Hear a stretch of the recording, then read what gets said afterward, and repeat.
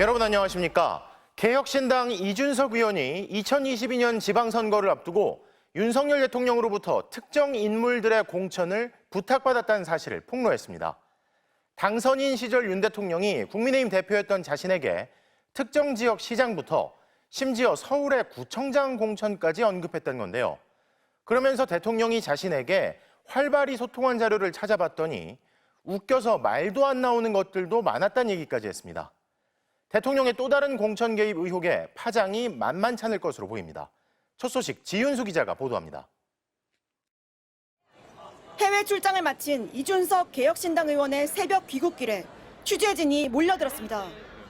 지난 2022년 5월 김영선 일을 좀 해주라던 윤석열 대통령의 통화를 전후해 명태균 씨가 이 의원과 연락을 주고받았기 때문입니다. 당시 상황을 설명하던 이 의원은 돌연 윤석열 대통령과의 대화 내용을 공개했습니다. 어느 도당위원장이 이준석이 말을 안 듣는다고 대통령에게 읍소해가지고 저한테 특정 시장 공천을 어떻게 해달라고 하신 적도 있고. 윤 대통령이 누군가의 공천을 부탁했던 건데 한 명이 아니라며 깜짝 폭로를 이어갔습니다. 서울의 어떤 구청장 공천을 또 이제 지금 있는 사람들이 경쟁력이 없으니까 주는 게 좋지 않냐 이런 말씀하신 것도 있고. 의혹이 계속되고 검찰이 자신을 조사할 거란 전망까지 나오자 과거 자료를 찾아봤다고 설명했습니다. 그러면서 웃겨서 말도 안 나온다고 했습니다. 사실 대통령께서 공천 시기에 저에게 활발하게 소통하신 기록도 다 확인해 봤습니다. 어떤 것들인지. 웃겨서 말도 안 나오는 것들도 많이 봤고요.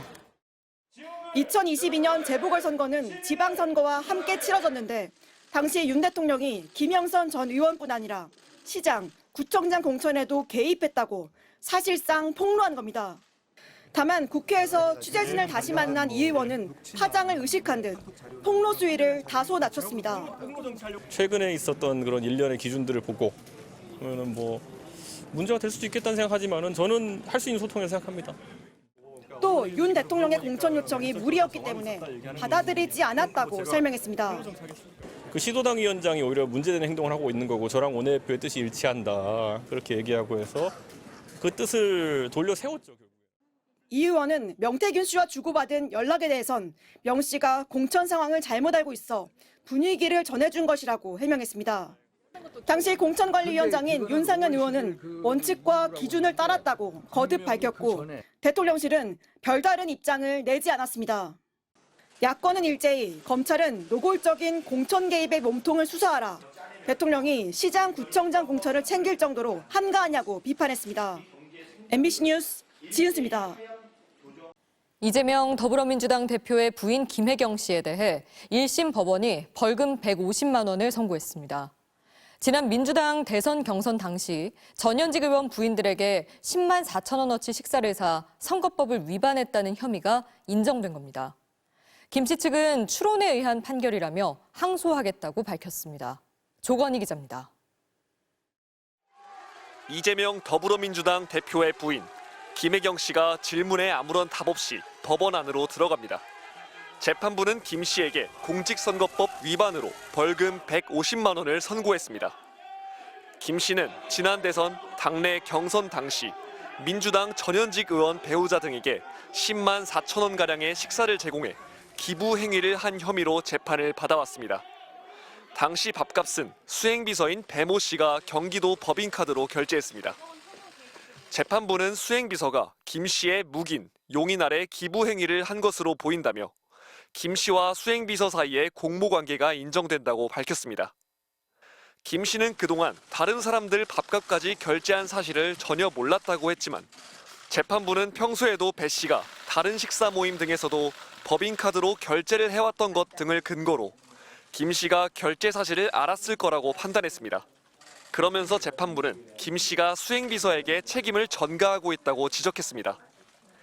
다만 제공한 금품이 적고 선거에 직접적 영향을 미쳤다고 보이지 않는다며 검찰이 구형한 벌금 300만 원보다는 낮은 처벌을 내렸습니다. 김 씨 측은 선고 결과를 모두 인정할 수 없다며 항소하겠다고 밝혔습니다. 재판부도 인정했다시피 직접적인 증거는 어디에도 없습니다. 추론에 의한 추측에 의한 유죄 판결이 아닌가.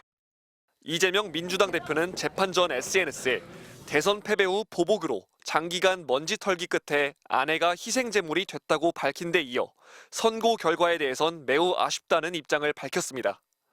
국민의힘은 사필 규정이라며 경기도 법인카드 사적 유용 전모를 밝혀야 한다며 이재명 대표를 향해 공세 수위를 높였습니다. MBC 뉴스 조건입니다. 배달 플랫폼과 입점업체들이 중개 수수료를 낮추기 위해 115일간 벌여온 협의체 결과가 나왔습니다. 수수료를 일부 낮추되 차등해서 적용하기로 막판 상생안에 합의했는데요. 하지만 일부 입점업체 단체들이 반발해 아예 퇴장하면서 반쪽짜리 상생안이라는 비판도 나오고 있습니다. 박진주 기자입니다. 핵심은 배달의 민족과 쿠팡이츠 등이 받는 중개 수수료를 9.8%에서 얼마나 낮추냐였습니다. 배달 플랫폼과 입점업체들이 합의한 상생 방안은 수수료를 차등해서 적용하는 겁니다. 배달앱에서 발생한 매출액을 기준으로 상위 35% 가게에는 7.8%의 중개 수수료를 부과하고 하위 20%는 2%, 그 사이의 중간 구간에 대해서는 6.8%의 수수료를 부과합니다. 수수료가 2%포인트 이상 인하되는 셈입니다. 배민과 쿠팡이츠는 바뀐 수수료율을 3년간 적용하기로 하고 내부 전산 작업이 마무리되면 내년 초부터 새 수수료율을 적용하겠다고 밝혔습니다.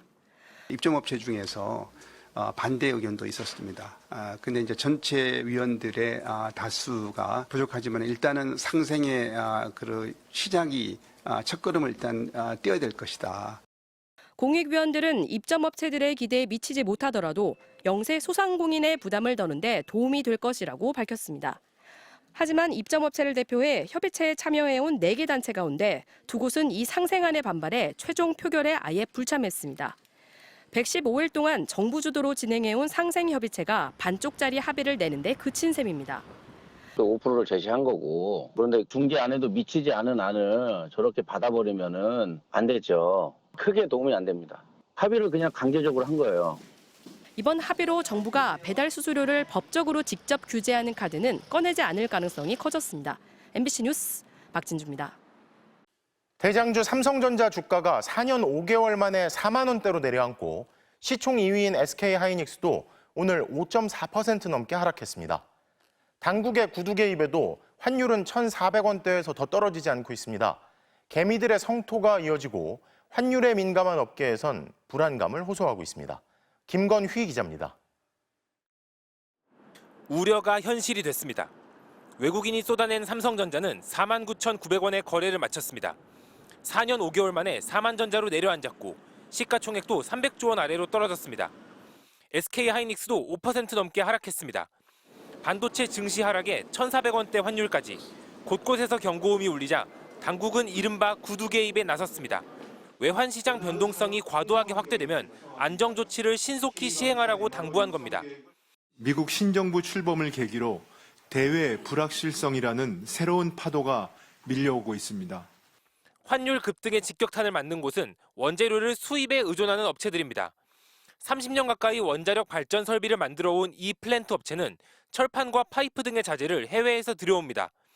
물품 값에 환손실까지 떠안게 됐습니다. 발전 설비 업체는 약 5% 정도의 지금 이익을 보고 일을 하고 있는데 환율이 오늘 기준 1,400원으로 약 5% 정도 인상이 되었는데 약 25억 원의 환손실을 지금 예상을 하고 있습니다. 특히 원유를 달러로 구입하는 정유업계가 비상입니다. 고환율이 되면 환찬손 발생이라든지 원유 수입 금액이 실질적인 증가 등으로 인한 그런 경영상의 불이익들이 발생을 합니다. 환율과 유가에 모두 영향받는 항공업계는 대책 마련에 분주합니다. 항공업계는 파생 상품 등을 통해 환율 리스크에 적극 대응하고 있습니다. 지속적인 리스크 최소화를 위해 환율 변동성을 예의주시하고 있습니다. 시장에선 당분간 달러화에 힘이 빠질 만한 계기가 없다는 점을 우려하고 있습니다. MBC 뉴스 김건희입니다. 오늘 2025학년도 수능 시험이 실시됐습니다. 여러 해 시험을 보는 소위 N수생이 21년 만에 가장 많았다는 올해 수능은 영역별로 어떤 난도를 보였을까요? 재은효 기자입니다. 해도 뜨기 전인 이른 아침. 예년보다 가벼운 옷차림의 수험생들이 가족과 후배들의 응원을 받으며 시험장으로 향합니다.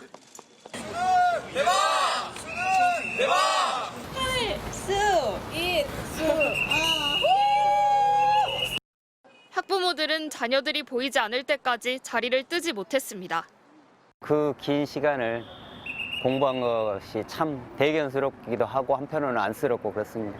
아주 좋은 행운이 우리 딸하고 친구한테 잘 흘러들어가서 술술 잘 풀렸으면 좋겠습니다.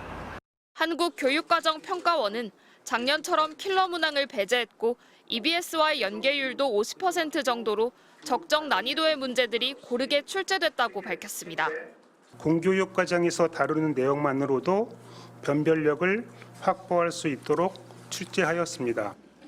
실제로 국영수 모두 지난해 수능보다 쉽고 평이했던 9월 모의평가와도 비슷했다는 분석입니다. 전체적인 난이도는 작년 수능보다 쉬운 수준으로 분석하였는데요. 6월 모의평가보다는 쉽고 그리고 9월 모의평가에 좀 가깝게 출제되었다고. 이에 따라 최상위권 수험생들의 입시 전략에 비상이 걸렸습니다. 대규모 의대 증원으로 N수생들이 21년 만에 가장 많이 응시한 만큼 고득점 수험생들 간 변별력이 떨어질 거란 우려입니다. 지난 9월 모의평가의 경우 국어와 수학 만점자가 4,000명을 넘어 내년 의대 모집 정원과 비슷했는데 이번 수능도 쉽게 나와 한두 문제 실수가 과목별 등급을 가를 수 있다는 겁니다. 다 그냥 보통에서 쉬운 정도였는데 아마 국어가 좀 쉬웠다는 애들이 많아가지고 그래서 등급 컷이 조금 걱정돼요. 다만 수학의 미적분은 지난해처럼 어려워 선택 과목에 따른 유불리가 생길 수 있다는 분석도 나왔습니다. 만점을 맞거나 가탐 영역에서 점수를 어떻게 받느냐에 따라서 최상위권은 어떤 당락이 결정될 수도 있는 상황이다. 입시 전문가들은 최상위권이나 중상위권 모두 동점자가 속출할 가능성이 높아 수학과 과학탐구 등 일부 과목의 까다로운 문항에서 명암이 갈릴 수 있다고 내다봤습니다. MBC 뉴스 재은유입니다.